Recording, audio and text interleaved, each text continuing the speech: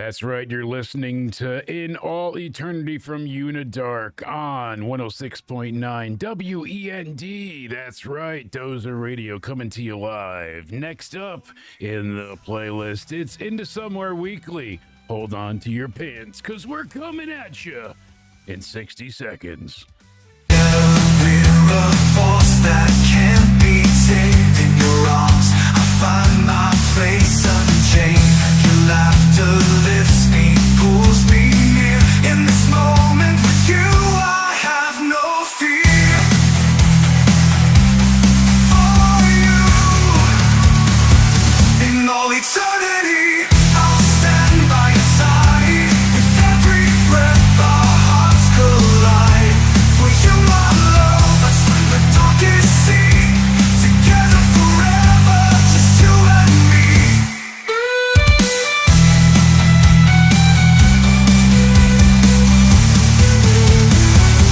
I'll scream it loud, let the truth soar. With you, I mean nothing more. A dance of souls, a fire divine. In your eyes, I see our worlds align. You're my symphony, my guiding light. In your arms, everything feels so right. Let's escape to where dreams unfold. With every moment, let's make our story be told. Only you. In all eternity, I'll stand by your side. With every breath, our hearts collide. For you, my love, in the darkest sea. Together forever, just you and me. In your love.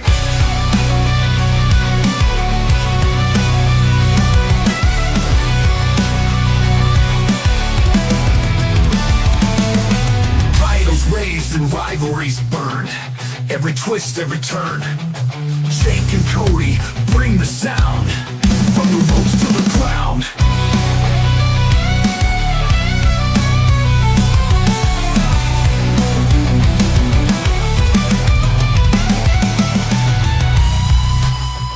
Earth crowd roaring under southern stars. Bodies fighting steel chairs, leave scars. TNA legends bout for glory clash. Crown jewel gold dreams turn to ash. Who wins, who falls, who stands tall? Every move we call it all. In the somewhere we break it down. Smack the truth, don't mess around. In the somewhere you feel the flame. Wrestling loud, ain't no tame game. Titles raised and rivalries burn. Every twist, every turn. Jake and Cody bring the sound. From the ropes to the ground. Go. Titles raised and rivalries burn. Every twist, every turn. Jake and Cody bring the sound. From the ropes to the ground. Their bones turn to dust. Infernal blood stains everything. And may you trust. Watch. Tomorrow and fight. What's going on, ladies and gents? Jake, aka Countdown Ended, coming to you live. That's right. We're back for Into Somewhere Weekly. Unidark kicking this shit off. So right. Absolute mood. The final rise as Satan claims your soul.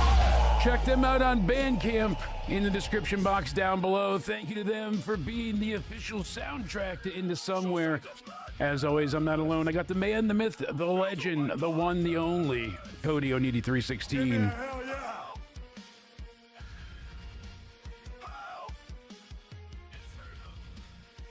Fucking bleed out of them. So I made you bleed out of those glad to ears, hear huh? that. I had to, you know. It was honor and Unidark. They got me pumped. I had Rightfully to. so. That's the type of music you make. Your ears do that for, you know. But Exactly. screaming, ugh. Oh, that's right. We're live on the Twitter. We are live on Rumble and, of course, on YouTube. As I said before, thank you to Unidark. Check out their latest album, Say It Icon, over on Bandcamp, bandcamp.com/Unidark, or go ahead and be lazy. Click it in the description box down below. While you're there, check out the Big Bad Wolf VIP on Twitter for all of your adult cosplay and bondage and tentacle means. We know what's going on there. Thank you so much to her for being a proud supporter of the Banana Club. And shout out to all the friends of the show. We appreciate you all greatly. Thank you for helping us hit well over 11,000 subscribers. That's right. We're getting those numbers up, my friend. Let's fucking go. Let's go indeed. So go ahead and hit the like button while you're at it. Help spread this around. Leave a comment. Do everything you can because it helps us out greatly and I appreciate it immensely. We're deep into spooky season, my friend. And I am absolutely pumped for Halloween. It's my favorite of the year. You want to know what you should be terrified, though? What should I be worried about? Your NFL Week 7 prediction. Yeah, I'm not too confident in this. I'm pretty sure I probably the pooch on this one. Didn't even screw it, just outright. We have to start with this because one of the games is going on right now, and it's a close game, so we can try to. Yeah, maybe that'll give me the point leeways, but let's go ahead and check out what I predicted, and we'll go into my sticky note there if it wants to load. We'll see what happens. Technical difficulties abound. I really think I need a new hard drive in this. Just way too much hentai and not enough drive space. So these were my picks so far. I've gone 8-8, 10-6, 6-10, 7-9, 7-7, and 9-6. We will be getting into the AEW WrestleDream predictions. That's right, going to be a blast. Going ahead, bell to bell. They've got 12 matches for us to pine through. It's going to be a great time. Also, we'll be talking about John Cena's last match, his possible final 2 Raw appearance opponents, and so much more. So stay with us. Thank you again for hitting the like button. Cody, kick us off with the results of Week 7. I had my new predictions abound. We're going to go ahead and have me get some new predictions. Right? Ready. Yes, indeed. You ready for your first? Yes, because the game's underway. I don't know the score. I'm being honest. I don't even know who's playing tonight. I swear to God, you didn't tell me the score. And Steelers. Okay, so I would pick the Steelers. And, it's a close game, so you're not far off. Bengals are winning 17-10 right now, so it's still anyone's game. All right, fair. But I would be honest with everybody. I'm not one to lie. There's nothing on the line. If there was money on the line, you would be telling me a lot, right? Yeah. God damn it. The script well. Glad you're staying on script. Keep it that way. I did get your notice. Thank you. I appreciate the Home Depot gift card. That was nice of you to do that. Thank you very much for the birthday gift, my good man, and for not suing me for destroying the attic in your house. That'll be the last. My attic? Well, yeah. I mean, we got it fixed, but I'm terribly sorry for all the property damage. That will be the last time I ever film a donkey show when you're not home. So. You did what? You signed off on it. Well, your sister said it was cool. So I thought you knew, like, yeah, when you guys went away for the weekend, I used your room in the attic to film my extracurriculars. And wait, my room's in the attic now? Well, no. We used your bed and we brought that into the attic. That was like our center staging.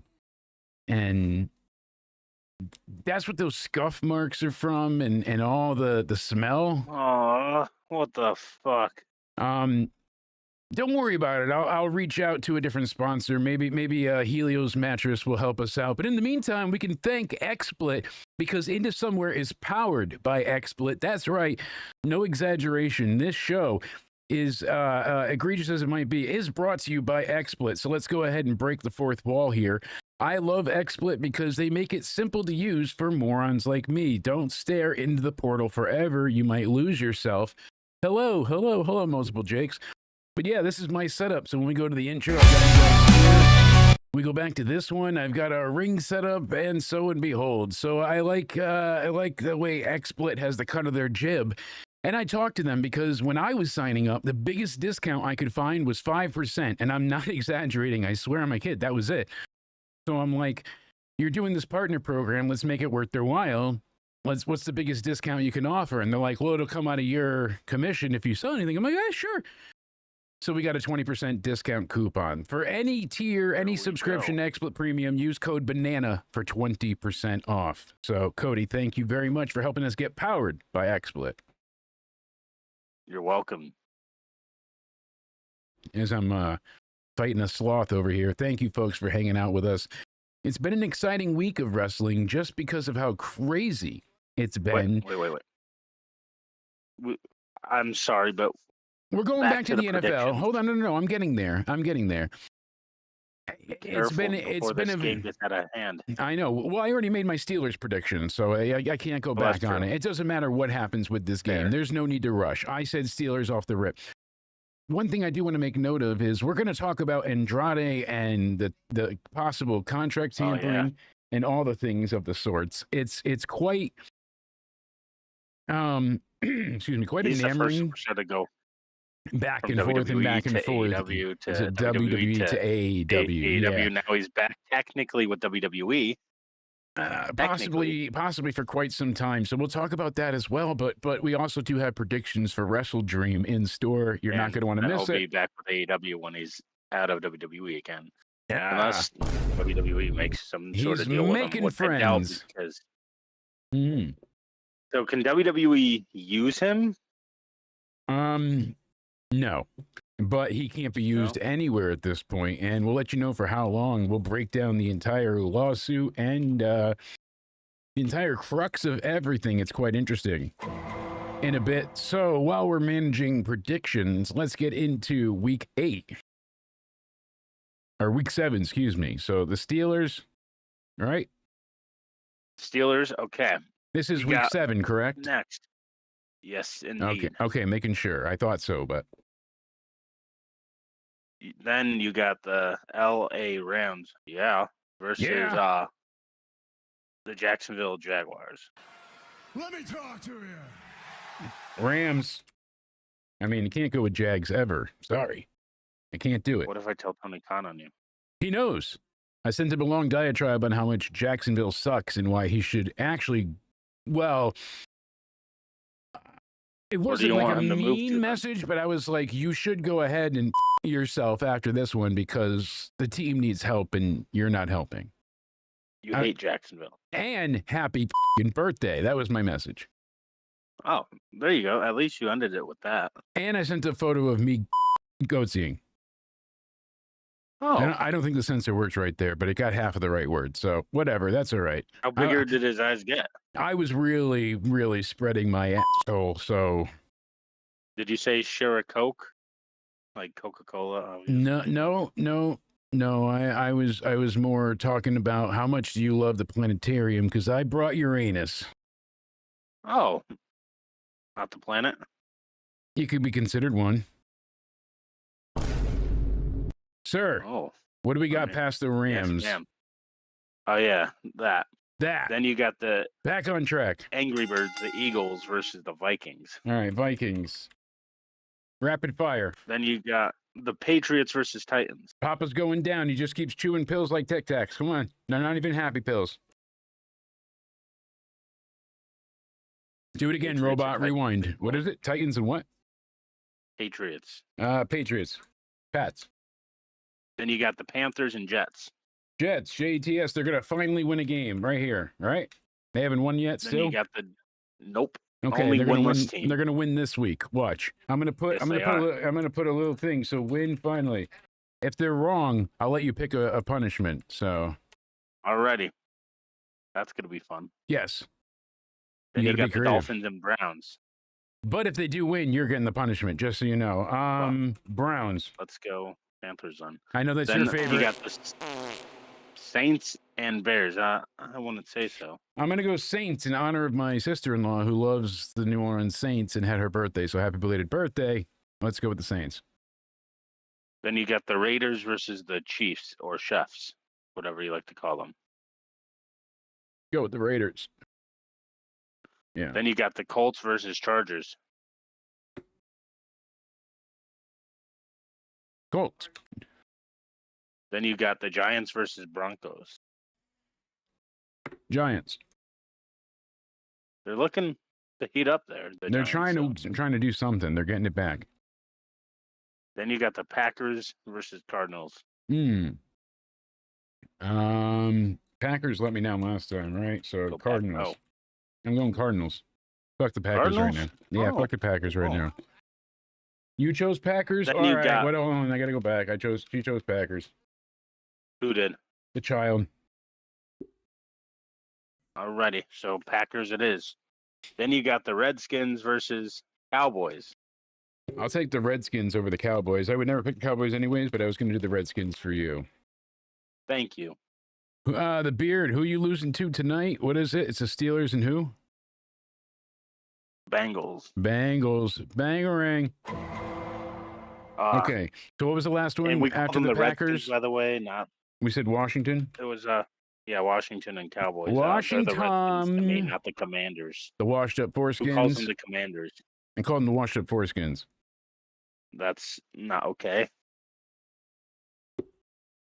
Yeah. You're going to deal with another lawsuit soon. Did you sneak any ciggies from your mom too? Because my lawyer is pretty awesome like that. He's pretty legit. What lawyer this time? See, I took his recipe down, so I mixed just vodka with sherbet. You put it all in a glass, and you let the vodka melt the sherbet, and it turns like frothy. And I could be fancy, like I'm at Starbucks, while getting tanked, because life sucks and then you die. And if you're lucky, you get laid. You flip out the Starbucks worker for not letting you record in there like that. It's the Cowboys versus the Engines. Got it. Their lawyer. I don't know who that is. They're the Redskins. Thank you. Fucking clankers. Anyway, before we derail us more, shout out, Drew. What up? Yeah. Hey, Drew, what's up? What's going on? Yeah, right. You got the Falcons versus 49ers. Go with the 49ers. You picked the 88ers, right? The 1488ers? I don't know. You told me something compared to what you were saying before. Or whatever that new thing is. 6'7"? Yeah, I don't know what that means, though. Can you explain I thought the it was joke? like a 6 afraid of 7 because 7, 8, 9, but I have no fucking clue what it is. My nephew's going around like 6'7". Obafemi cut it. Yeah, I don't understand what it is. I thought it meant like something's bad or garbage or shitty, but I may be out of my parenting sphere. Yo, what does 6'7" mean? Help me out here. What is it? Like shitty, right? What does it mean? Doesn't mean anything? Well, what the fuck? God damn it, like I asked her, I'm trying to interrogate her there. I guess not. I'm sure there's a meaning to it, but I'm really I don't old now. understand 6'7" meaning. Here we go. Because I thought it would meant like something Let's sucked. look it up because So to fully explain, the speaker breaks into someone's car and kills them. Then the police find out. Code 67 pushes. So they're saying people think they've worked out what the viral 6'7" meme actually means. So 6'7" originated from U.S. rapper Skrilla. Part of the lyrics "Doot Doot 6'7", where he says 6'7", I just bipped right on the highway. Okay, I thought that it makes meant, me even more confused. Right? So they did it on South Park too, and looking at what it meant makes me know it even less. I guess I don't even know. Yeah, it just made me. It just makes me feel old. Yeah. Okay, so right here. Too. The term 6'7" has become a viral meme often used to dismiss someone or shrug off an idea like go away or meh. Skrilla's song Doot Doot was the repeated 6'7" lyric is what gained its popularity on TikTok. They do it with a hand gesture, which could mean so-so or shitty. So it's like go away or meh. Gotcha. It has no meaning. Oh, okay then. We're just a bunch of fucking idiots, and that's about it. That's. You know what else has no meaning? Samoa Joe said that he's going to retire after his contract ends with AEW. That's upsetting. Oh. They should do Samoa Joe versus AJ Styles next year. I would like to have seen Samoa Joe get some real respect and end up in WWE one more fucking time because now things are thriving. Maybe give him and AJ a real go home, but instead they just can't. They can't do it, can they? They just have to fuck up everything somehow, some way. The wrestling universe is all fucked up, Cody. It's all. Calm down. Happy pills, happy pills, happy pills. You good? You good? All right. More vodka. So when does Samoa Joe's contract expire with AEW? Soon-ish. All right. We'll get into that in a second. Last two. Buccaneers versus Lions. Yes. Bucks. All right. Okay, then Texans and Seahawks. Seahawks. Okay, that's your Week 7 NFL predictions. But anyway, back to Samoa Joe.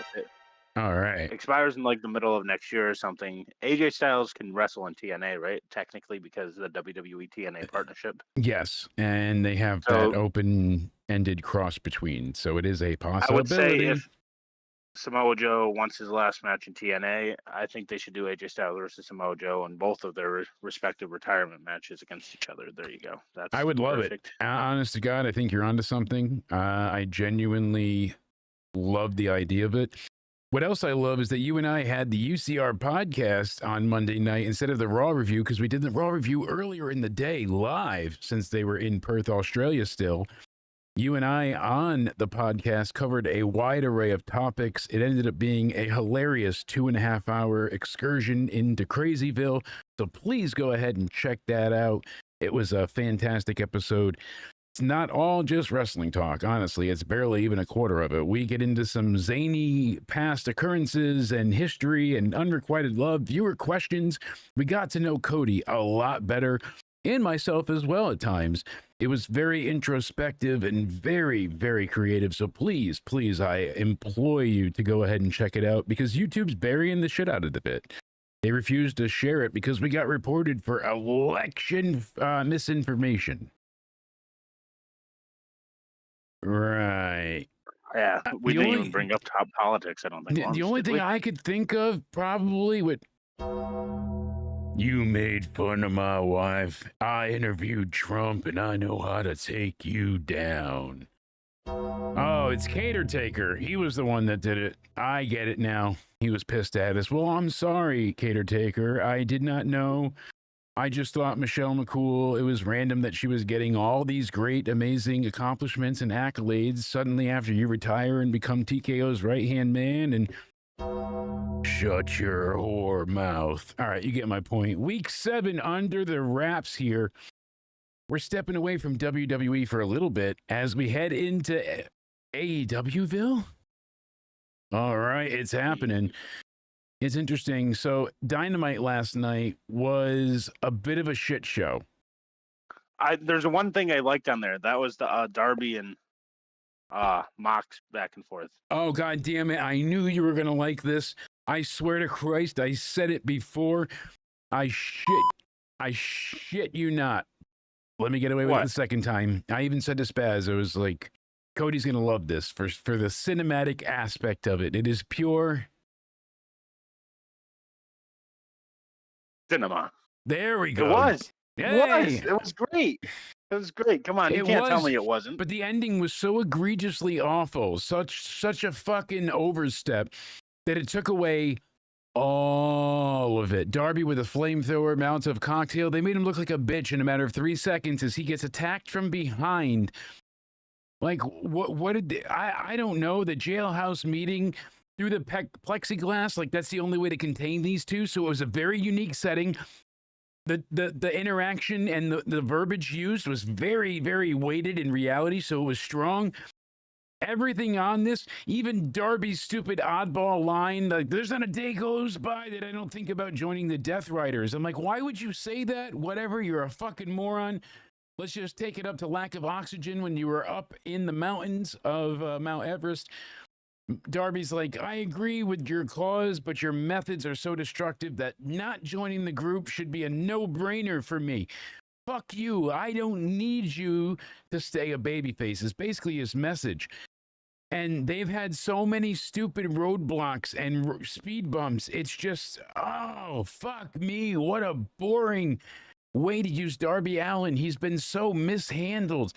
They go ahead and they get him to climb to Everest. He holds up your flag, Tony, and then you let him come into All In, and he's barely not even mentioned as a fucking footnote because he did nothing in that match except for descend down and distract people for 2 seconds.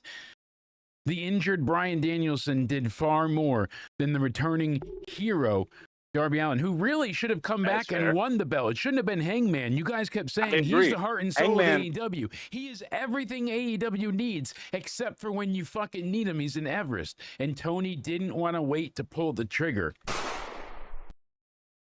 Of course not. Why would he want something good? I don't know. This is a great show to listen to in the shower, though. I concur. So please go ahead, hit that like button. And while you're lathering up, think of me getting all sudsy. You want to hear a clean joke? Tell me. I took a bath with Bubbles. You want to hear a dirty joke? Yeah. Bubbles is my neighbor. He's a clown. Oh. See, you can make any clean joke dirty around here. Into somewhere begs you to hit that like button. Yeah, a lot of this was just baffling and confusing to begin with, and then what they give us makes even less sense. It just makes your head hurt as much as it makes my heart hurt. I'm hoping for more. That's fair. I want to see things be better. AEW right now is not doing it for me. What comes first? An alien invasion? Or AEW using logic on their TV shows? Oh God, they need a continuity officer. So I would say the invasion happens first. An alien invasion? Oh, 100%. I would say that I would see Santa Claus in the sky before riding with Rudolph. You might be right. I mean, AEW. How bad was the Kenny Omega segment with the Jurassic Express? I don't know as my eyeball twitches. I don't know why Jurassic Express is back. Why are they back? They're just going to break up on the... I love Baltimore. Oh my God.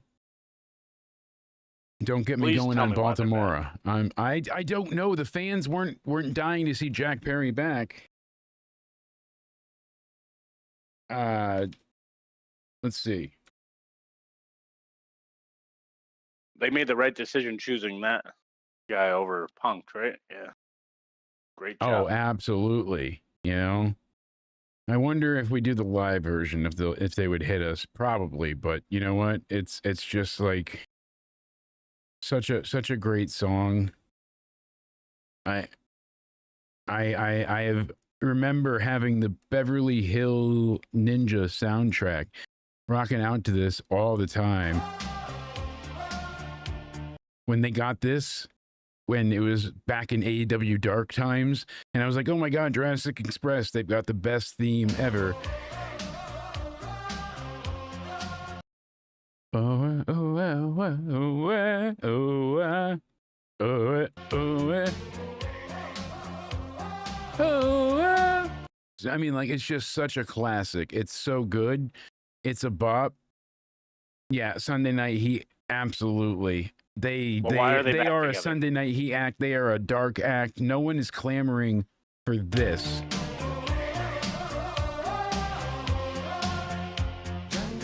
I mean, I wanna rock out. As soon as I hear it, I'm like, I'm 5, 6, 7, 8. The gay comes out of me. Like, I want to dance, Cody, but I can't.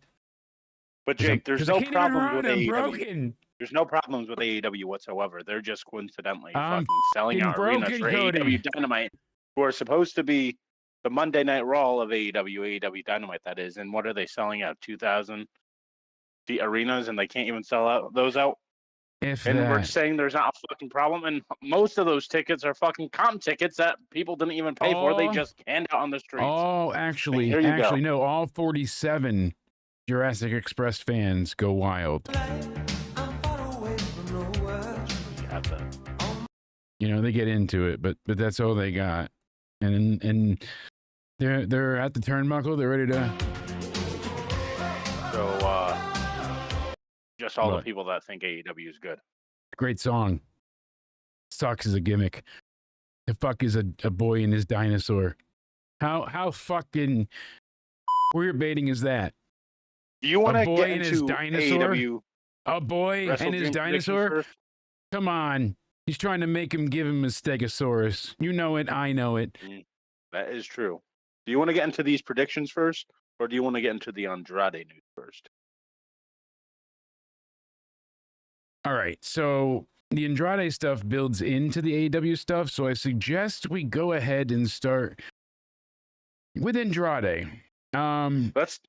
I want to tell you my take on it. Go ahead and lead the dancer's ball, my friend. I'm going to sit here and finish my vodka. And a you're lot of AEW fans are like, WWE is so shitty for this. They are so unprofessional for doing this, because if you wanted Andrade gone, you should have just let him work on AEW without a problem. But let me get into a few things with that. It's Andrade's fault in the first place. Maybe, just maybe, Andrade shouldn't have failed a wellness test, right? Multiple of them. Maybe he shouldn't have done that in the first place. Timeout. Freeze. Just like I tell Milo. Freeze. Yes, oh, he actually froze. You got to hold on. That is misinformation, motherfucker. You're going to get us. No. Character taker. I got it. I got it. I got it. Fuck it. I got it. You fucked up. It's not a wellness policy violation. It's actually, it's infractions against him of the, hey, I'm an asshole variety and don't play well with others. So it's repeated, like, incident and violations of like a reprimand. You know, he's gotten in trouble with the office repeatedly, but nothing is wellness policy or drug related. That's where we're at. I thought I heard wellness policy. No, they did. I do want to specify though, it was not a wellness policy violation. So that has been confirmed to be false. Okay, then even though AEW is at fault for simple fucking legal process, look over the fucking contract to see if he has a non-compete or not. Holy fucking shit. Well, here's the thing. So initially they thought it was a non-compete that was just fully waived because he went ahead and everybody in the chat, thank you for being here. Make sure you hit the like button. The speculation initially at first was like, oh, he has no non-compete because his contract wasn't renewed, and it's kind of like everybody else, so they assumed he had no non-compete. It's not even a 90-day non-compete. WWE has gone ahead and changed how their contracts have been disputed in the past. They're not going to have these issues any longer. If you leave the company because they did not renew your contract or your time simply ran out and you decided not to re-sign, you have no non-compete. If you get let go at any point in time before your contract is up, you have a 90-day non-compete, including NXT. Okay, then why'd they fire him? Now, if you get let go, so originally they said it was multiple wellness policy violations, but it wasn't. It was refractions for like disputes with management and whatnot. Excuse me. So now, if you have gotten fired for any reason, you have a 1-year non-compete. TKO contracts have a clause where if you're fired, this is from Wrestling Observer, there is a 1-year non-compete. The older contracts had this, but it's standard now. This is the holdup involving Andrade. So what happened is, upon termination of this agreement by WWE for breach of terms hereof, Andrade should not work, appear, or perform in any capacity for any professional wrestling, sports, entertainment, mixed martial arts, and/or Ultimate Fighting organization, promotion, or entity not owned by WWE in the United States for a period of up to 1 year from the date of such expiration and termination as specified by WWE in the notice of termination provided, however, that is no lesser period as specified by WWE in the notice of termination. Such period shall be 1 year. Well, I heard like that's if you get fired outright. Yes. I heard that it could be longer because he violated it. Yes. Now, because he violated it and showed up on AEW TV, WWE sent them a kindly worded letter. They didn't harass them like some people are saying. They sent them a letter with a cease and desist attached, no doubt, but they said, hey, you're breaking contract, you're causing contract tampering on your end, and he's now in violation of his contract. So it's like duofold. If there was a non-compete, it would have been 90 days, but now because he was fired, it's 1 year. And they would have waived it had he asked and not just shown up, apparently, as well. So, like how Sean Ross Sapp worded it, because Andrade's back with WWE, he posted that at the beginning of the month. Now he's like, technically, I'm not wrong. So is he technically still tied to WWE again? Is his AEW contract like canceled out now? Is he not under AEW contract anymore? Or?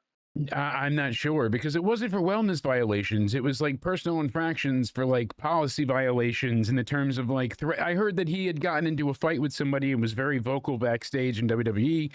I'm a little buzzed and high. I don't remember what I was talking with Spaz earlier, but him and I were saying, and you can go ahead and check him out in the link down below, because we have the State of Wrestling premiering live after this show goes off the air. So we'll head over into the Spaz Phoenix channel to hear him and I about a plethora of topics. We discussed this one briefly, but yeah, Andrade, it sounds like his non-compete clause is without pay as well. So like you said, a lot of people agreed he did this to himself. And I don't know how to word it any other way. He got fired for disciplinary reasons. It was disciplinary violations. He was either like refusing to work matches. He refused to lose. And look, I mean, think about all the people that have been hired by AEW that were fired from WWE. I can't think of one of them that's worked out. People that were let go, yes, they worked out, like Danielson. You know, there's been people that have worked out that were let go. But people that were fired and went to AEW, every single time they have failed. Andrade didn't work. Rusev didn't work. Aleister Black didn't work. Like time and time again, anybody let go from WWE that headed over to the other pond, their grass was not greener outside the swamp. I'm telling you. So this stuff with Andrade is interesting. He didn't violate this. If he didn't violate this, I think he would have won this in a legal battle. I don't know if it would even turned into a legal battle, because Tony said, I echo sentiments I had with World's End 2023. Andrade left a few years ago. I had a ton of respect for Andrade. I think he's an amazing wrestler. I think that when he left in 2023, he did so on a very high note. I said at his departure, everything I said a few years ago, I feel that way. I think Andrade is a great wrestler. I'm excited to see what's next for him, and I will leave it at that. So that's all Tony said. So no real information giving there. I guess. Yeah. But I think he would have been back on. He got in trouble for disciplinary reasons repeatedly. He was apparently getting in fights with people in catering. He got into a fight with somebody there, allegedly. So we knew he was arguing with people like Sammy Guevara. I bet you we could have, but he just had to be debuted that night. It makes him look foolish too, because now you have somebody with a massive debut, essentially, and fans go, well, where the fuck is he? You brought him out. They're not paying attention to the dirt sheets, most likely, although the ratings have proved otherwise, and it's kind of unfortunate, but wow. The ratings have been bad for quite a bit. NXT this week got 690. And the projected ratings for tonight were barely above 300,000. We'll see what happens. Excuse me, last night with AEW. So we'll see when we get those results, hopefully shortly. Indeed. A little back on Andrade, though. Yes. So, if what can they do? Like, this is where I'm confused. Is there any indicate? So, is he under AEW contract or no? Or didn't they have to? I'm not sure. With that contract. Yeah, I know it's the way they handle it. When you're not getting paid like that, and they're gonna try to say, "Oh, you can't work for a year like that," when that's his living, he would have definitely won that legal battle, especially not getting paid for a year. Yeah. So I think he would have gotten back on WWE TV, not AEW TV, way sooner if he just didn't violate it and just took the legal route with it. But now I really think he can be off of TV for a year or longer because of violating it. Absolutely. And that's what sucks. It's AEW legal's fault, because you have to look into all of this. Exactly. People are saying, oh, it's WWE's fault. I'm like, how? Here's your policy. They put it in front of you. They told you what you can and can't have, what you can and can't do. Why is it so hard to follow the rules? And had you even asked, see, that was the thing too, like with Karrion Kross, the guy that came to him to say like, oh, the people in writing, creative are mad at you about the promo you cut over Mania weekend. So he spends his time going to every single writer and no one's upset with him. So when the agent finally calls him back, lo and behold, he says, well, really, it was Hunter that was upset to you. So by the time he sees Hunter, it's a week later. Hunter was mad all week. Of course, things aren't going to end well. There was a lot of backstage stuff happening. You want to make good on this. Andrade has caused a lot of problems. It's a fact. He's caused fights. He's caused hostility. He's made it an unsafe working environment, allegedly. I mean, I don't know how much is true. I said allegedly. Jesus. But in the ring, he's always been very entertaining, but his promos sucked. The best he ever was in NXT Black and Gold with Zelina Vega. She was a great manager. She was a great mouthpiece. Ever since I mean that respectfully. And again, like, after a certain amount of time. I didn't mean when does it mouthpiece, like the wrestler's jobs. Fault? Not, I meant mouthpiece, AEW like fumbled him. Yeah. WWE fumbled him. If everyone just keeps fumbling him, maybe he's just fumbling himself. My marriage is fumbling telling somebody they're the mouthpiece. Misunderstanding there. God, I'm getting hit with popcorn. Regardless, I'm waiting for the AEW ratings right now. NXT got 690 with the new system. So if you extrapolate the numbers with the old system, that would be like 990, I think. So that's big. Last week, it was like 670 to 340 or 300,000. It was not good at all. So somebody said they did 472, but then that got cleared out. Another person said they did 286, but that's not confirmed yet. But if they only did 286,000, yikes. That would be great because there's nothing wrong there. No, they're being counterbooked. Exactly. They're counterbooked. That's their fault. Yeah, as far as AEW goes last night, though, I didn't care about the GOA match with the Hurt Syndicate.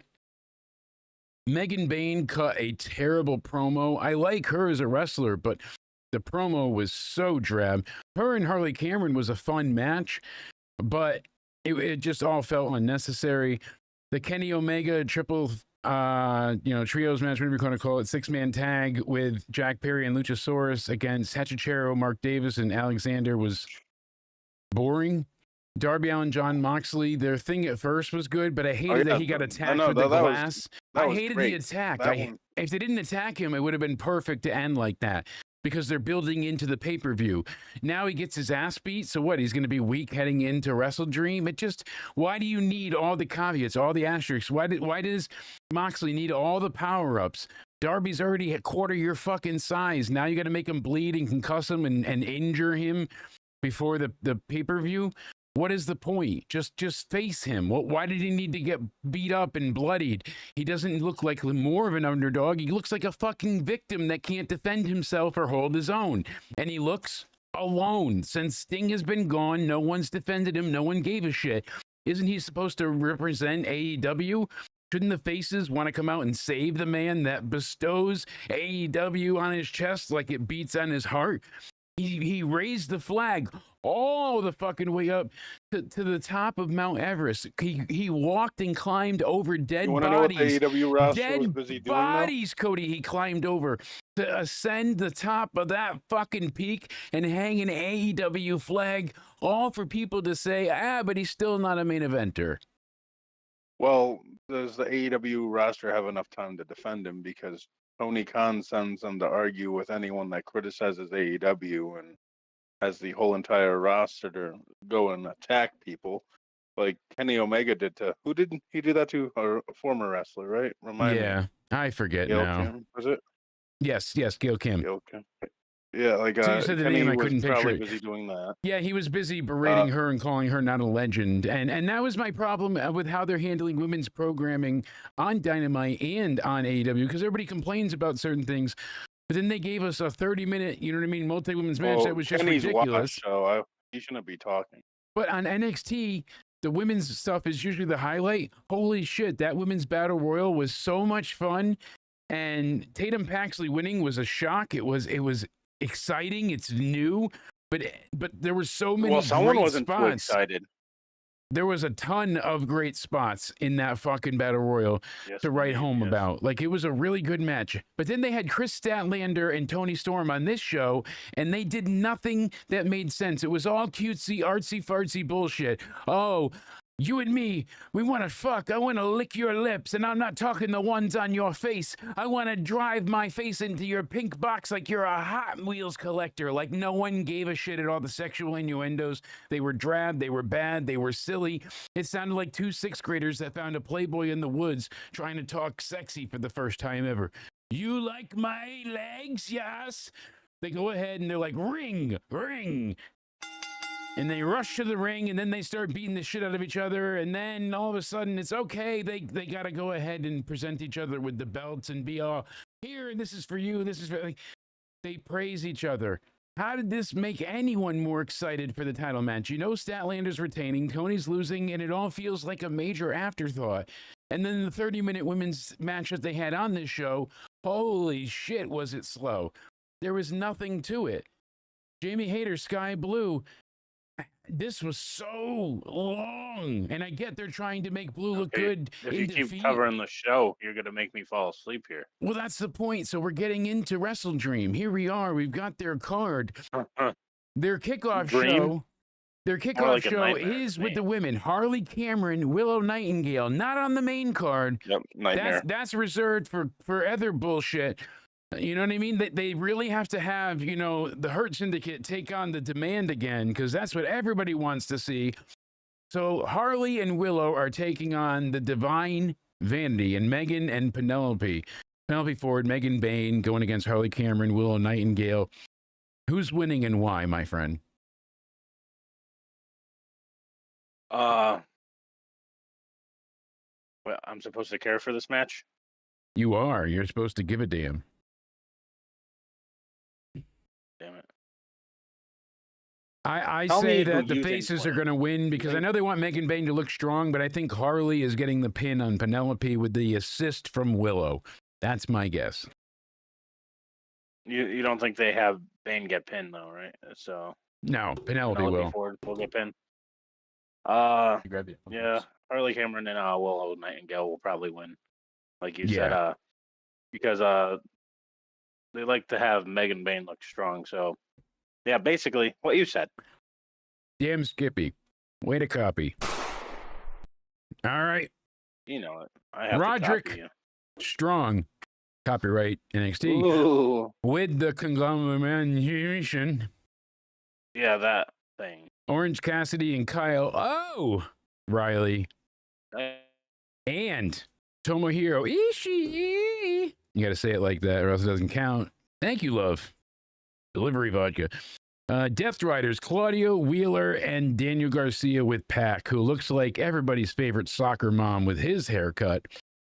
What the fuck is going on with Pac? AEW loves them some Death Riders, so Death Riders, by the way. The Death Riders should not be a thing. It shouldn't be anymore. Hangman killed Moxley at the pay-per-view. He strangled him with a chain. You know, he's done for. Call it. No. My cousin didn't wake up and regenerate. He hung there until he wasn't coming back in a coffin. In AEW world, this son of a bitch should have turned purple and died. Suicide's not a joke. What doesn't kill you makes you stronger, you know? Hey, whatever sewer slide you want, you choose. But listen, he should be out of commission. And instead, we get the never-ending, continuing, shitty story of the fucking Death Riders. At least they're on the kickoff, I could say that, but none of them are taking the sewer slide. So I'm hoping that Roderick just jumps down that one quick and finds the easy escape. Like why are all these pointless matches? Because they got to do something to build into the show with the pre-show. They had some type of agreement. So what it is it's a sponsored Saturday tailgate collision, whatever they want to call it. And it's some type of anniversary for the show too. So I don't know. Fuck me, right? That's what it is. So this pre-show is just a little bit of a disaster. And I don't know. I'm not crazy about this matchup. Like I said, I agree with you. Roderick loses with the conglomeration to the Death Riders. We got Eddie Kingston and Hook taking on somebody. I think it's going to be the Acclaimed, and I think the Acclaimed are going to lose. You think so? I do. Scissor me, Daddy. Great. Grape indeed. What fun. What fun. I tried, sir. What do you got for me? Who's it going to be and why? I honestly don't know. So is that what you're thinking? I mean, it's not a bad guess. No, I guess that's. I can't think of anyone else. So, the Acclaimed. All right, yeah, because they're calling it a Saturday tailgate, I think it is, and I'm trying to find where exactly it is. But yeah, I think the Acclaimed is going to be the show for them. You know, to appear on and get their asses kicked. So we agree that it's going to be Hook and Eddie winning.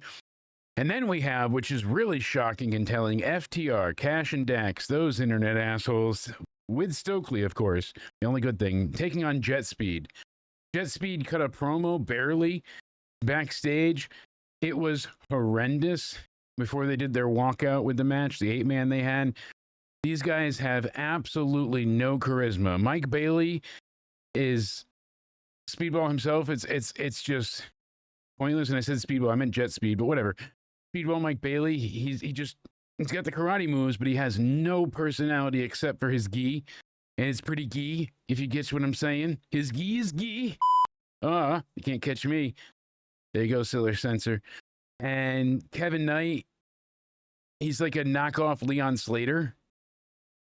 I hate saying it, but he to me feels like, hey, I love Leon Slater. I like that he's the exhibition champion. I'm going to model myself after him and do everything he does. That's how it feels. So I'm going to pick FTR. FTR versus Jet Speed. Speedball Mike Bailey. Ooh, yay. Yay. Right? Yay. Yeah, FTR. Yeah, FTR have to go ahead and take this one. There's no way around it. I'm glad you agree. I need to put in some more Ira drops while the steroid kicks in. The Hurt Syndicate in a Tornado Trios match. Bobby Shelton and MVP. Yeah, that's Benjamin Shelton, by the way, and Lashley Bobby with PVM MVP. Taking on the Demand. So Ricochet and GOA, whatever you want to call them. Bishop Khan, Toa Leona. The Hurt Syndicate are going to win because they've lost the last few affairs. That's my take. Again, I'm probably going to have to agree with you. Does this sound like an intriguing show to you at all? So far, no. It's got me crying. I'm genuinely rather upset. I'm going to be the cool I told you it was hat Wrestle dad. Nightmare. Look at that. I just lost 5 years. Cool dad. Fred Durston it up. Not giving a fuck. Living life in the fast lane. No, I tried. Is this considered torture to make us give a review to our audience? We can't get everybody's suffering right now. Half of them are dead. So, what are you gonna do? It's making me tear up. I know. Yeah, I know, Koo. I love the Acclaim too. I genuinely was so excited. And then they didn't win the tag belts. And I'm like, fuck, all right. But then I was there at Grand Slam. The confetti went off. They got the gold. Then they had these stupid, we got to have these type of like press conferences where they do the scissoring. It's National Scissoring Day. And all. Like they just ran the gimmick into the ground with the scissoring. Sizzle. I can't even fucking talk now. They never should have done a promo with it. Scissor each other after this predictions because I'm going to lose my mind if this show sounds awful. So how about Jamie Hayter versus Tekla? Who are you going to pick? I'll let you go first. Oh, fuck. Again, Jamie Hayter. Okay, Jamie Hayter really needs the win. Tekla's undefeated. Yeah. That's what I'm worried about. I think Tekla's winning here because she's not going to lose just on a random WrestleDream. If they're going to have her lose, I hope it means something. So I'm going to say the Spider-Woman, Tekla, using her webs. she's going to be the winner. Jamie Hayter would benefit with the win more, though. Yeah, I mean, you're not wrong. I mean, I get that technically, yeah, but who do you like more? I prefer Jamie Hayter, honestly. That's my go-to here. We'll try to make this a little bit bigger so you guys can read it. Look at that. Go over me. Cut me out some. There we go. Yeah, pretty much. So we're both insane. Yeah, we're gonna agree. So not a bad time to agree, but Tekla's got to get the win there. Then we have Bro Dito taking on the Don Callis family members of Okada and Takeshita. Takeshita and Okada. I think so as well. You're not gonna have Okada lose often, especially with Takeshita. And I think they put Bro Dito together on a whim. They kind of just needed some tag champs, and it worked out in their favor. Yeah, I don't think they were ever planned to really be the tag champs, and this was just them serving their purpose. They were transitional champions, and they're going to give it to. I think the Don Callis family is going to eventually, very soon, have all the gold. I think that's their plan, because now they went ahead and I think with Andrade, he was going to go to the main event and take the main title from Hangman. That was supposedly what I had heard.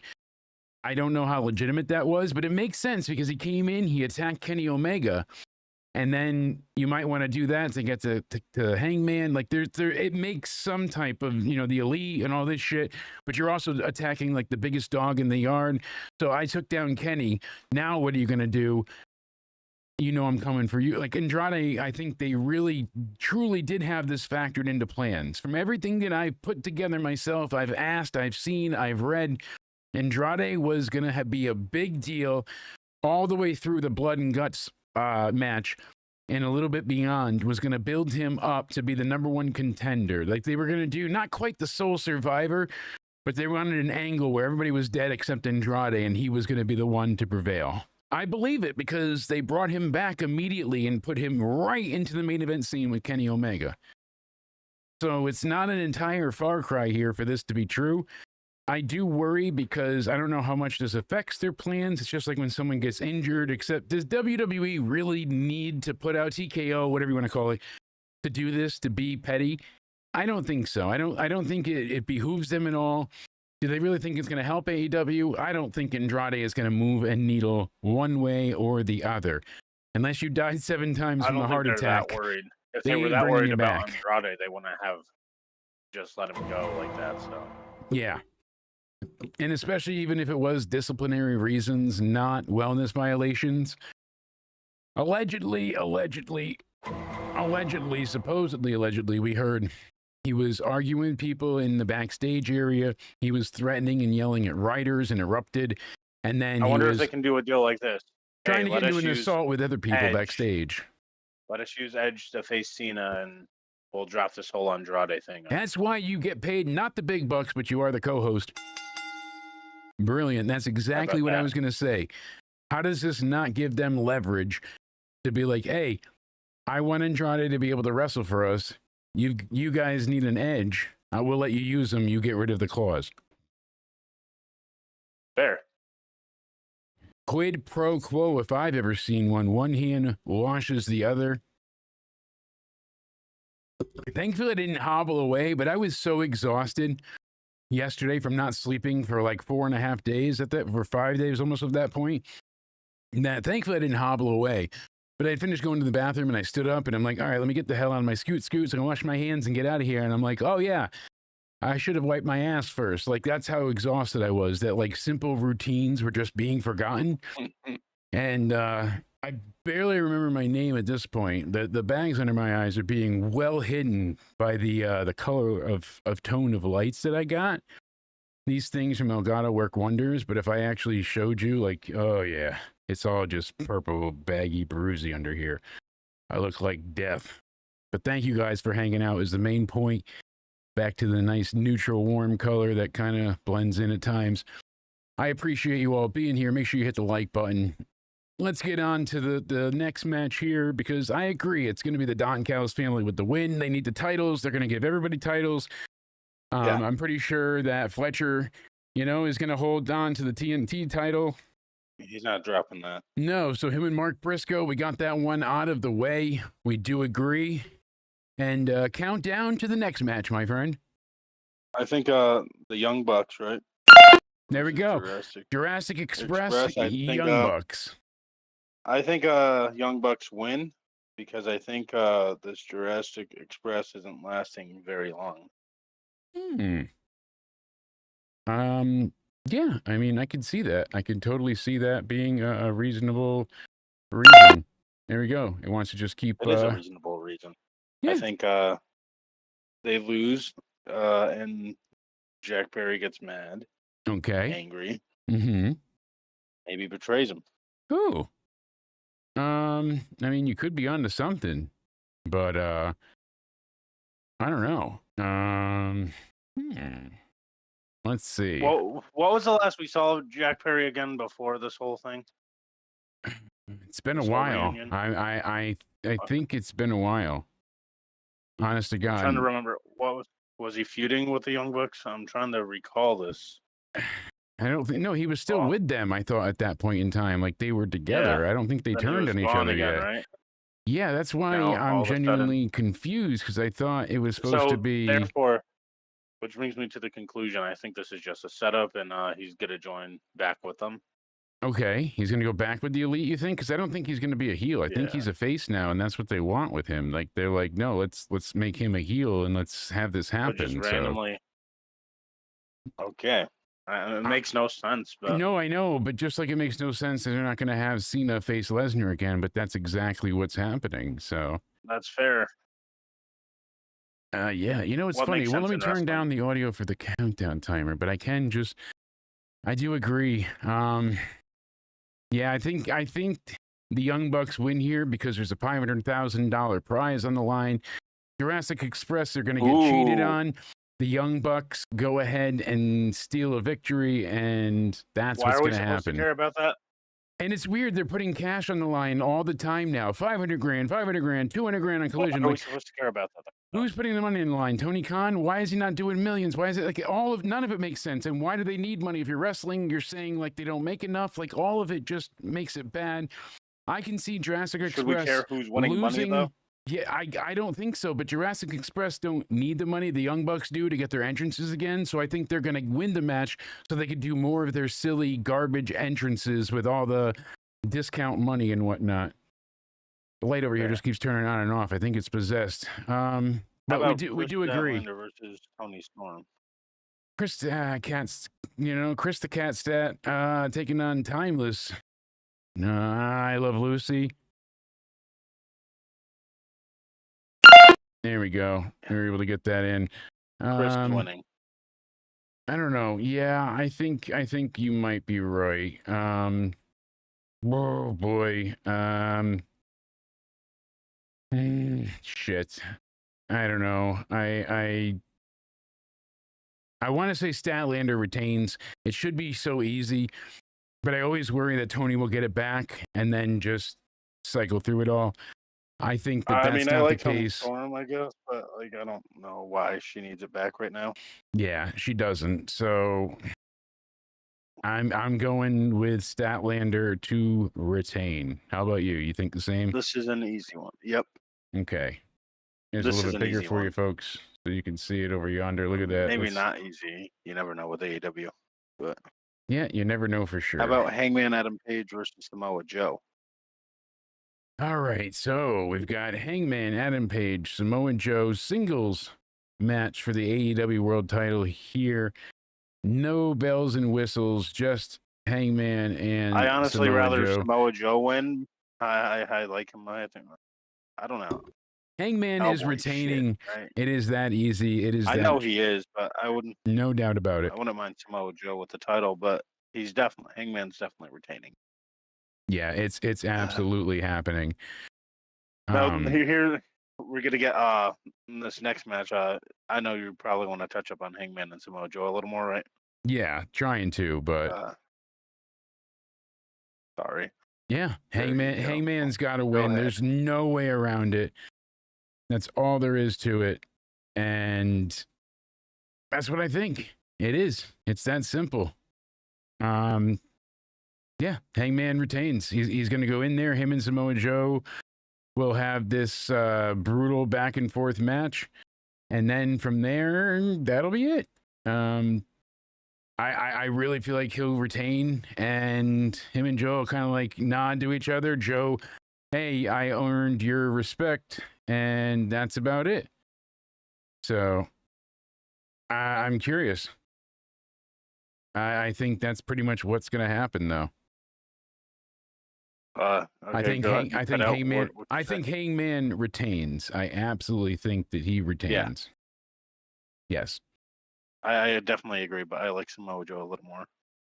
I enjoy Samoa Joe, no doubt about it, but I still feel like they're not going to take the title away from Hangman yet. I just don't see it happening. I don't. Neither do I. Neither do I. I don't see it happening, but yeah, he shouldn't really even be the champion. No. And when we get out of here, folks, we're going to head into the state of wrestling over on the Spaz Phoenix YouTube channel. We'll go ahead and bring that in.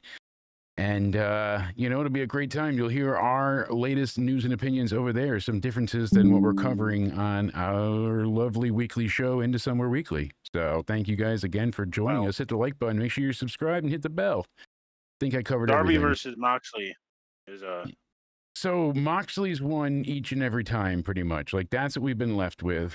And you know what kind of match this is going to be? This is going to be some spot fest. It's going to be very bloody. It's going to be a bit ridiculous, I'm sure. But I don't mind hardcore, but I think it'll be entertaining. I think it will be entertaining. Moxley bleeds every match, though. So how special is it going to be? Yeah, it's not going to be the biggest deal, but it's something, it is. It's something. And I know, like, people are on and off about that whole, like, thumbtacks and stuff like that. What do you think? I'm not a big fan of hardcore matches. Oh, well, then why did you like such and such match? Well, if you look back to what they had at TNA Bound for Glory, you had the System taking on Order 4, and they have been at odds for how long now? So many battles between these two. So many, time after time after time. They've attacked each other. They've had matches. They've gotten one-ups on each other. They've lost to each other. Like, it's just been a multitude of battles. And what happens? The battle eventually has to lead to, not the final battle, but the final war. And that's what we got from them. And they delivered. The tack spot, they go ahead and they pick up poor Alicia Edwards, and she gets, chokeslammed down onto the tacks. It's brutal. And she took it like a fucking champ. I don't mind hardcore matches, but have it mean something. Well, that's what I'm saying. Like, it wasn't each guy going into the attacks 100 times like that. Even if the guys went in, it wouldn't have, but because she took the bump from a male, the female took a bump from the male, onto the tacks. Holy shit. What a mind-numbingly blowing experience. I was absolutely stunned that they went with that because of how WWE is so staunch to refuse to allow any intergender matches like man versus woman in the same ring. So they did it a little bit, like, not hardcore, obviously, but they did it a little bit with that mixed tag team match at WrestlePalooza, because CM Punk did put what did he put Becky Lynch in it? Sharpshooter? Did he put her in a sharpshooter? I don't recall now. I remember he might have, but yeah, something along. I think it might have been the sharpshooter. And guys, let us know while I brought it up. What was your favorite match at TNA Bound for Glory? Tell us in the chat or leave a comment down below.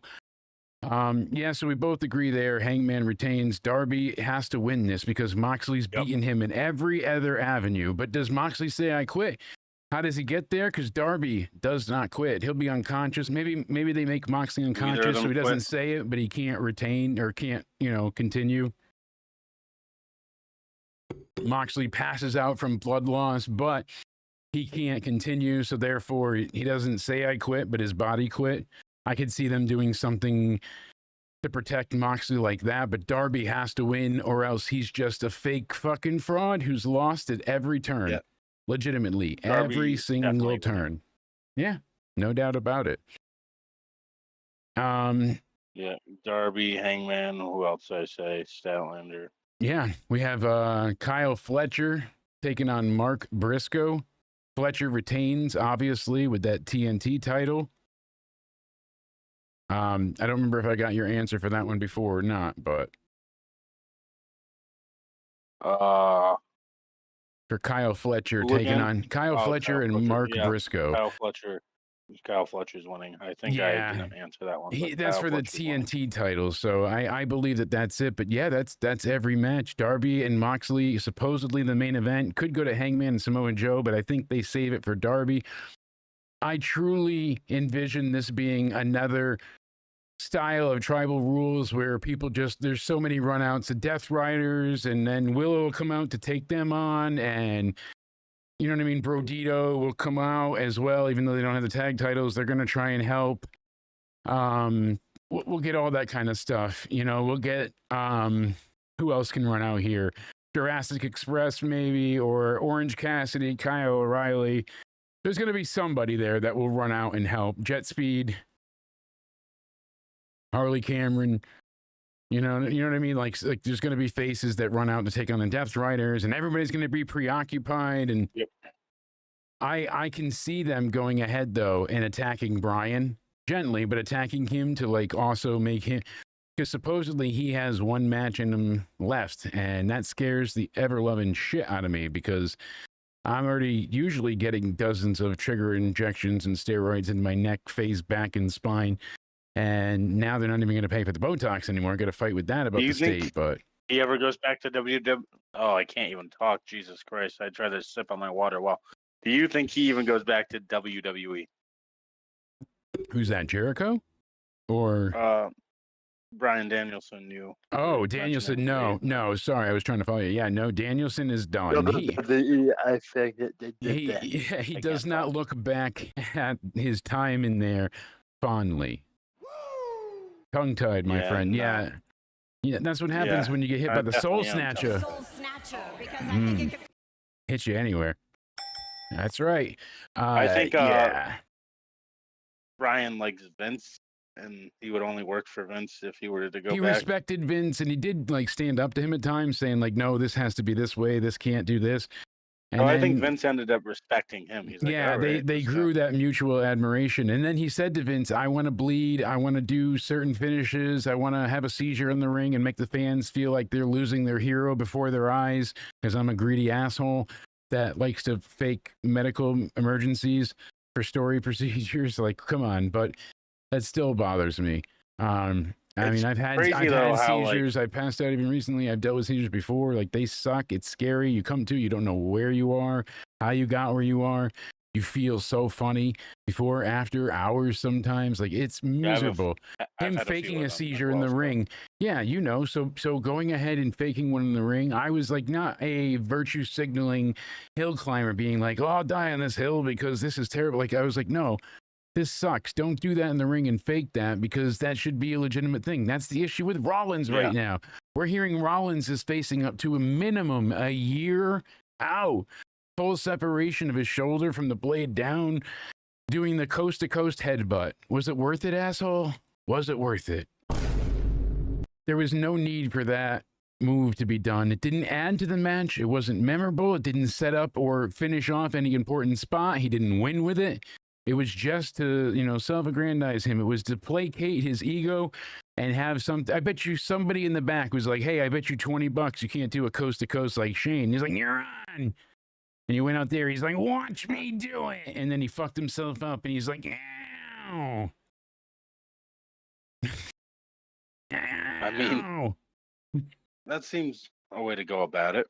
Why did, I know it's hindsight, 20/20, 40/40, 69/69, whatever it's going to be. Why did Cody Needy Rhodes have to lose? I do not know. Honestly, I think the betrayal would have made more sense. I heard what Solomon said. He's like, does it really matter because the betrayal would have eventually happened anyway? Yes, it matters. It absolutely matters because Cody was already champion of this. He would have had it back to back. It means a great deal for somebody to actually dethrone him finally.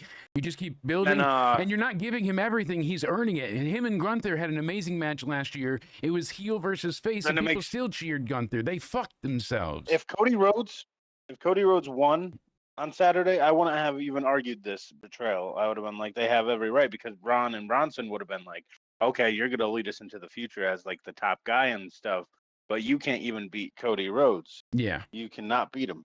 That's why they should have they should have called an audible, hey, my shoulder's hurt, have him win it, and then we can fix it later. Like, I get in storyline why they had Rollins win, but fuck me, was it not just like severe bad luck? Because this turn makes no sense. He's not a face. He didn't do anything to become a face. Well, he got attacked. He got kicked out of his own heel fucking group. So I kick you out of my house. You can still use my address. Versus Braun Breaker at Saturday night's main event, right?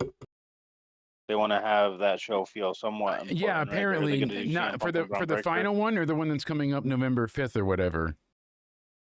The one that's coming up November 5th, right? 5th, 7th, something like that. Whatever the fuck it is. Yeah, there's one coming up right after Halloween. So it's November 8th, I think. Sorry. So Saturday night's main event is weird in that regard. Show. Yeah.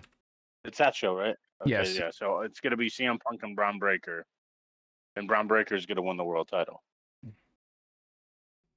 Yeah, I mean, I don't think they give it. I don't know what they're going to do at this point because it's very confusing. And while we're talking about, we finished our AEW predictions, so make sure you guys go ahead and get ready to join us for the review this upcoming weekend. But you want to know what also would have made sense? Braun Breaker, like if Seth's injured, Braun Breaker wins the world title, and he still has it when Seth Rollins returns. And Seth is his buddy and all. He's like, that title's mine. I didn't lose it. So he starts getting like bossy, like saying, hand it back over kind of thing. Yeah. I think that's where you have a betrayal happen. But here's the thing. Seth just want the title back. Yeah, but they said with Seth, the issue is that they're making it clear, like, he's injured. It's legitimate, but people in the back in the locker room don't believe it because he even rused them as well. He made everybody that he worked with thought he was injured so it wouldn't get leaked out. So he showed up to Raws with Becky with the knee brace and the crutches hidden from people. He went to the park with his daughter with like anytime he was out in public, he did it. And he made his daughter cute enough say, hey, don't repeat this. But that's exactly what happened. He faked it from his peers. So people don't believe this one. They did it to themselves. The first time you pull the rug on people, they're not going to trust you again. Shame on me. Fool me once, fool me twice, finger my asshole. At first. And they're like, no, it's not. Can you stop with that? I'm like, what do you mean, can I stop with that? Yeah, what kind of ridiculous BS is this? And so F4W, really let us know that, like, hey, this is what's happening. This is how it worked out. And Dave Meltzer said that he needs surgery. He's going to miss an extended period of time past WrestleMania at the earliest. They're looking at May or June. That's at least 10 months minimum. The story that Meltzer got was that he's going to have surgery as soon as he can get in there, and everything else he hasn't heard. Between him and Liv Morgan's injuries? Because she dislocated and that caused a separation. He just separated the bones on his shoulder. She dislocated it and then separated it. Hers needed surgery to like put it back into the proper alignment because not only did it come out of socket, but it tore with the muscle and ligament that holds it in. So there's no way to move it. And with him, he likely tore like into his rotor cuff or into like some type of mechanical part that needs repairing. So I'm not an orthopedic surgeon this week. I'm doing my rounds actually in family medicine. So taking care of flus and colds. Vince would have taken care of certain people for sure. But speaking of Vince, he received special probation for his reckless driving case that we were talking about when he got in that brief accident all the way back in July 24th or 25th of this year. So funny that, remember, he totaled his Bentley, the 2024 one, and it took place the same morning Hulk Hogan died. So people were thinking that he got the news that Hulk died and lost control of his car and crashed. but there's no data to prove that theory except for the same day lining up. As far as WrestleDream goes, scary. though, how crazy is that, though? We almost lost Hogan and Vince on the same day. I believe it. So here we go. We have the points for the Dynamite show. It looks like yeah. What's the date? The 11th? No, yeah. What date was it? Tuesday, the 14th. 14th. So that's not right. That's last week. All right. I was getting too excited because it says for one of them the ratings. I'm curious because the people have just been giving a great hell to the ratings. What was done yesterday? Yeah, 15. Because NXT got 690,000 viewers and people were expecting less. And like I said, if you extrapolate it to the old system, that's almost over 1 million. So I don't see anything about AEW's ratings being out yet. Usually they have them out by now, but you know how it goes. They'll come out when we get off air. TNA said their champions are going to appear tonight in studio for a look back at the Bound for Glory pay-per-view. They have no planned live show until the middle of November when they go to Full Sail, and then they're heading to Texas, the Alamo, to go ahead and work there. So they don't have any shows going on. I'm not sure what they're doing, but you mentioned Saturday night's main event. The pre-sale, not the one open to the public, the pre-sale for December's Saturday night main event taking place in Washington, D.C. is completely sold out in 19 seconds. They said they sold out entirely within minutes, but essentially they had the tickets all within carts in 19 seconds. It says that 60,000 people were waiting in line and queued up for the pre-sale queue, and unfortunately, there's not 60,000 tickets available. The DC Capital One Arena holds a little more than 20,000. So just in the pre-sale, they had over 20,000, 3 times that in 60,000. Why not put it in a stadium? I don't know. They should move it. But besides that news, also, the tickets would have still gone on general. Out. I don't think either of them have a roof, but around that area, you got Commander Stadium and. Here's the issue, though. Somebody did both polling and they got their own data from like both ticket websites that or like other websites that distribute data for tickets sold and things like that. And they found out that most of the tickets that were procured were bots getting them for known scammers. They're thinking something like out of 20,000 tickets, it's something severe, like 3/4 went to scalpers. So basically, there's only 5,000 tickets. A bigger arena? I don't know. As of right now, there's some contract thing with it, so That's I don't know. Stadium. I don't know why they're not doing it. And because I guess they're certainly out of luck with. They had to plan to grab tickets when they went on general sale, so no one's going to get general tickets. They didn't hold any back. So now, unless you were in the pre-sale, you're screwed. You have no chance unless you. The cheapest ticket initially was $200 for the last row of the section where you look at the entrance directly. So hard cam's on your left. The rest of the audience behind hard cam is on your right. You're looking directly at the stage, but you were against the end wall of the arena. That was $200 plus the fees, so like $246 or $266 for one ticket. Not horrific, not great. You know, I used to go for 4 people, $25 a piece. But this is not great. Now that same ticket is over $800 and some odd dollars, and that happened within 16 minutes of them being on sale. I don't know how a family is supposed to go ahead and manage these things. I'm just saying, it's in a theoretical world where they can move to a bigger, like a stadium. Do you think they can sell it out? Yes, I think they absolutely could. And shout out to Spaz. We'll be there shortly. We've got our show going right into his, so we'll be heading over there in a minute so you guys can check out the State of Wrestling live. Yeah, about Cena. I mean, that's check them out after this ends. Exactly. DC is cold in December, so why not go elsewhere anyways? Like, none of it makes logical sense. A lot of it was just very, very perplexing. We covered why not pretty much do it in like Florida or something. That's what I'm saying. We talked about Andrade. Like an outdoor stadium. I don't get it. That's what they need to. So Andrade was blocked. We talked about the cease and desist there and their new non-compete clauses for people not just strictly not re-signed, but anyone let go. You got our predictions for WrestleDream because we'll be live this upcoming weekend, Saturday night, after WrestleDream has its 19-hour show on the air with all 12 matches. Cody and I will be live, and we'll be there to go ahead and have a blast with you people reviewing AEW WrestleDream. We'll see if some special guests are still on their way as promised. We, gave you some previews for Halloween Havoc. We talked about NXT.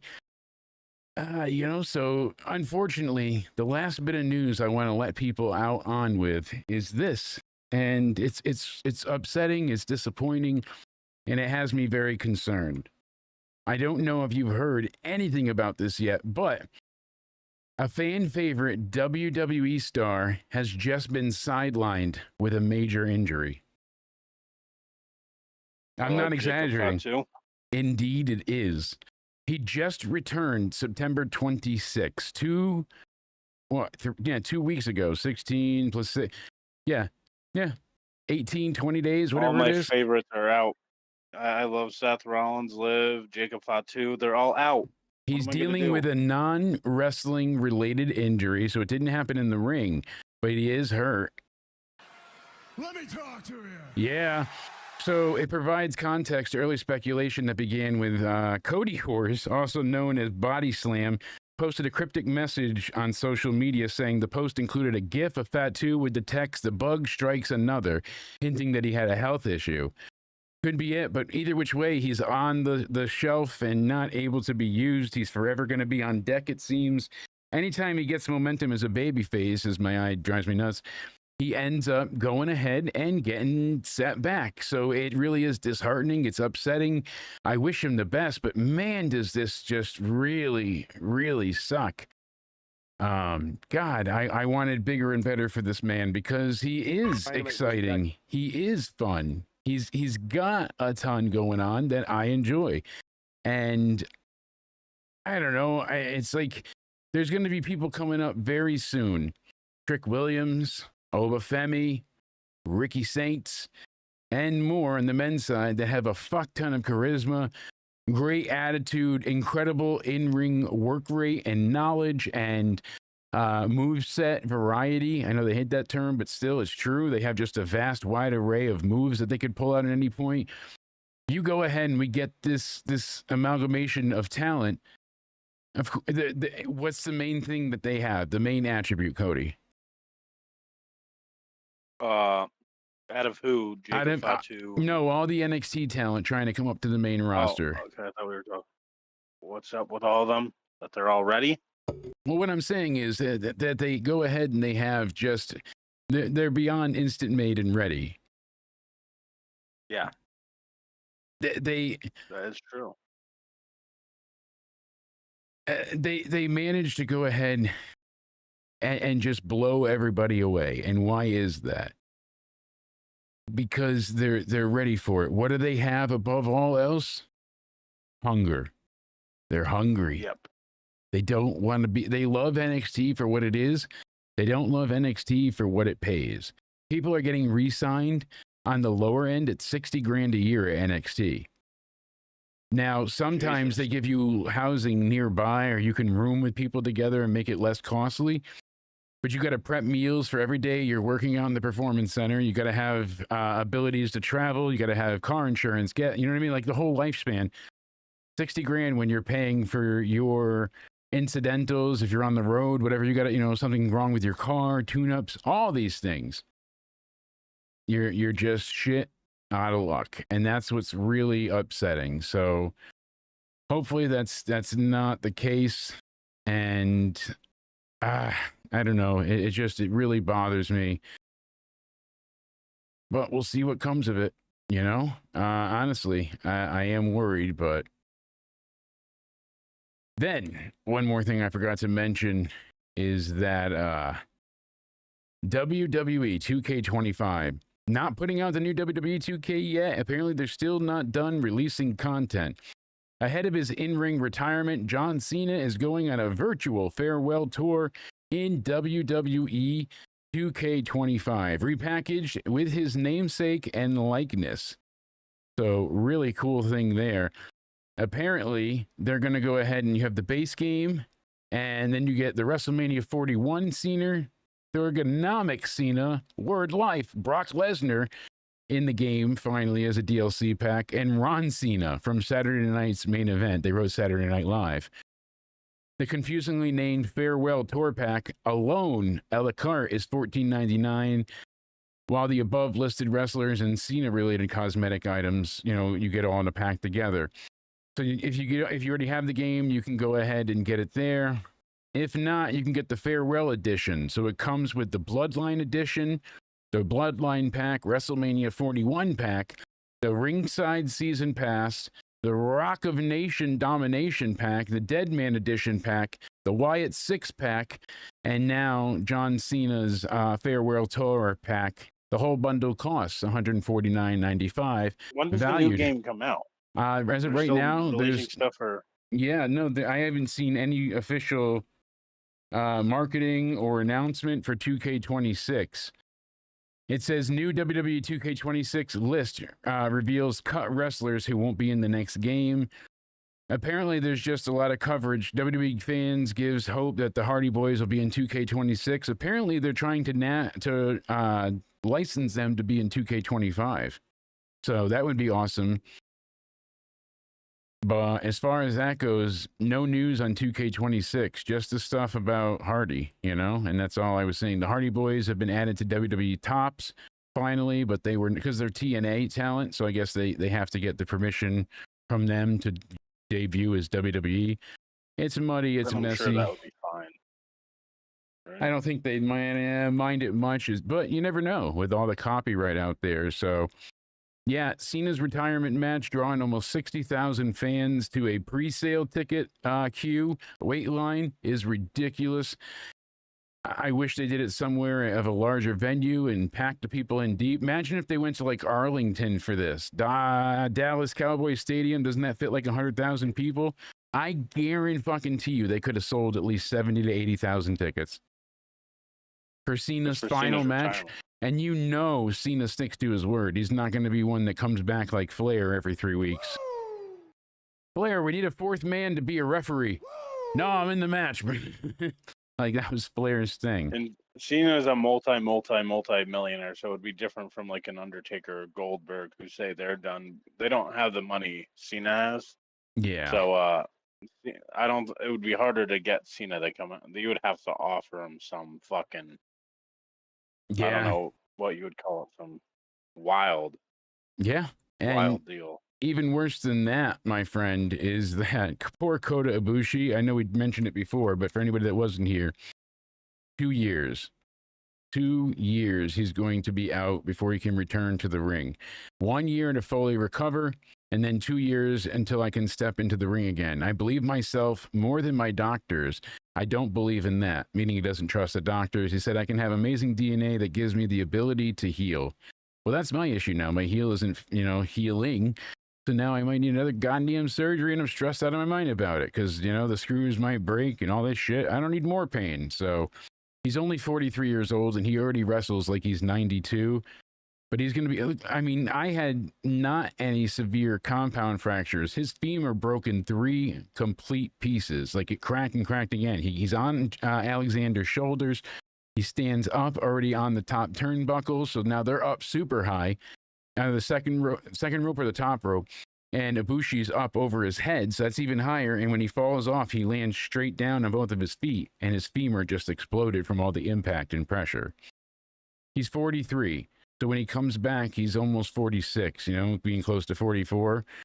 And then what? He's already destroyed at this point in time. And it broke from his femur into his knee and damaged part of his quad muscle as well. So his calf. Not quad, calf. Jesus, I can't talk. So this poor guy is, he's going through it. Look at this. That's his leg all bandaged up after surgery. And you can see here, the poor guy has dealt with quite a big ordeal, and it sucks. So shout out to him for putting that out, and hopefully he gets better soon. It's really unfortunate. Indeed. I feel terrible for him, and hopefully he can recover. He's got to not try and lift his leg, though. I know you want to, but 2 years is a long time, especially in the wrestling business, because people are always worried that their spot is going to be taken or they're going to lose, the momentum. And that was something you and I talked about on the UCR podcast and in the Somewhere Rivals, that when people are coming back, it's not always in their best interest because they don't either have the right momentum or they're not being praised enough. That typically ends up being the big problem. And I don't know. I'm hoping that that's, something they can work out. Me too. I don't know if I lost you too. Yeah, you did. You were breaking up there, but I got you back. My Wi-Fi is shitting the bed. I see that. That's why we got to get you saving pennies and getting a computer eventually, because fucking A, we got to get you off the phone. But in the interim, my friend, we will be live, like I said, this upcoming Saturday for the WrestleDream review. After this episode concludes, we're going to head over to the Spaz Phoenix YouTube channel to hang out and finish watching the state of wrestling over there. We're talking about contract tampering, the return of Jericho, which we barely touched on here, his cruise, Jericho's that is, and so much more. Check it out. I love the way it does the feature too. It says Spaz and Jake. That's why you put up your content, Sir Cody, your gaming content, and you and I could be in the money, my friend. We'll get those watch hours eventually. Hell yeah. In the meantime, tell these great people where the fuck they can find you. You can fucking find me over on my Twitter or X at Judgment Day Era, whatever. What is it called nowadays? Twitter, X, Pick your poison. You can find me over on my YouTube channel, as you just mentioned, at Judgment Day Era. And yes, I promise I'll be posting gaming content soon. You're going to have to help me with that because you said they're all after me. You got to do it. You got to keep up. Start posting this shit. We're getting impatient. You can find me over on my Instagram, apparently as a paid Judgment Day guy, a paid shill, as they say. And if they're going to pay anyone, pay me. But the fans believe that they actually pay people, which is ridiculous. I make a joke about it because Instagram actually thought I was getting paid. That's still a funny story. But you can find me over there at Cody_Onidi_316. Yes, indeed. That's right. Cody if you're _Onidi. going to do a podcast, don't smoke weed before. Or drink a bunch and smoke and hate your life and stay in the depression room. I'm not nice to myself up here. Guys, thank you. Onidi316. Give me a hell yeah. That's right. We got the Cody Onidi Rhodes. Cody Onidi Rhodes. Cody Onidi Rhodes.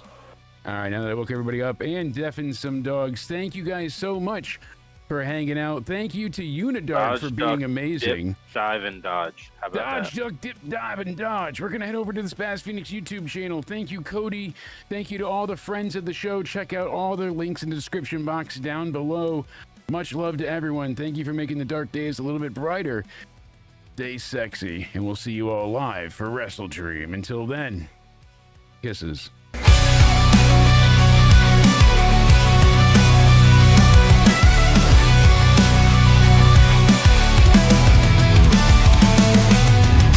Raised and rivalries burn, every twist, every turn.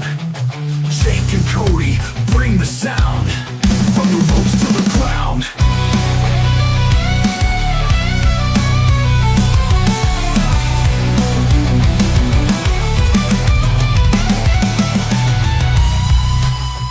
Earth crowd roaring under southern stars, bodies fighting steel chairs leave scars. TNA legends bout for glory clash, crown jewel gold dreams turn to ash. Who wins, who falls, who stands tall? Every move we call it all. In the sun where we break it down, smack the truth, don't mess around. In the sun where you feel the flame.